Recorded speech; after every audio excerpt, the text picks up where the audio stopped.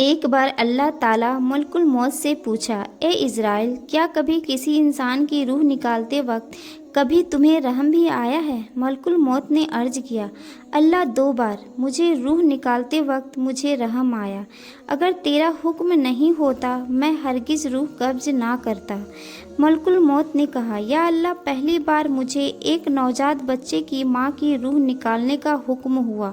وہ بچہ اپنی ماں کے ساتھ ایک طوفان زدہ سمندر میں ایک ٹوٹی ہوئی لکڑی کے پٹھے پر سوار تھا۔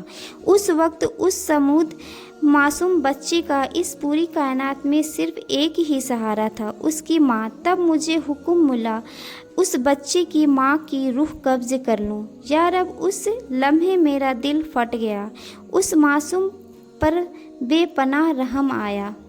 دوسری دفعہ ایک بادشاہ شوق اور آرزو سے شہر بنوایا تھا، اتنا شاندار، پوری دنیا میں ایسا شہر کہیں نہیں تھا۔ جب وہ بادشاہ نئے شہر کا دیدار کرنے پہنچا تو اس کا پہلا قدم شہر کے دروازے میں پڑا تو مجھے حکم ہوا اس کی روح قبض کر لوں۔ اس وقت مجھے بہت رحم آیا، میرے دل میں خیال آیا کہ بادشاہ نے اتنی تمنائیں اور حسرتوں سے اس شہر کو بنوایا تھا، اتنا کچھ سوچ کر یہ شہر بنوایا ہوگا، اب وہ سب ادھورا ہی رہ جائے گا۔ اللہ تعالیٰ نے مسکراتے ہوئے فرمایا، اسرائیل، تمہیں یہ جان کر تعجب ہوگا، جن 2 لوگوں پر تجھے رحم آیا وہ ایک ہی انسان تھا۔ وہ بچہ اور وہ بادشاہ دونوں ایک ہی شخص تھے۔ اس شخص کا نام شداد ہے۔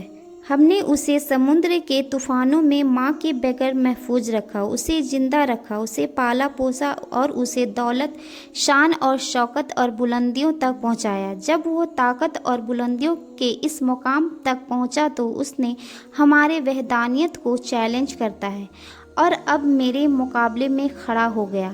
آخر کار اس نے سزا پائی۔ اللہ ہمیں گھمنڈ اور تکبر کرنے سے بچائے۔ دوستوں، کامنٹس میں اللہ اکبر ضرور لکھیں۔ جزاک اللہ۔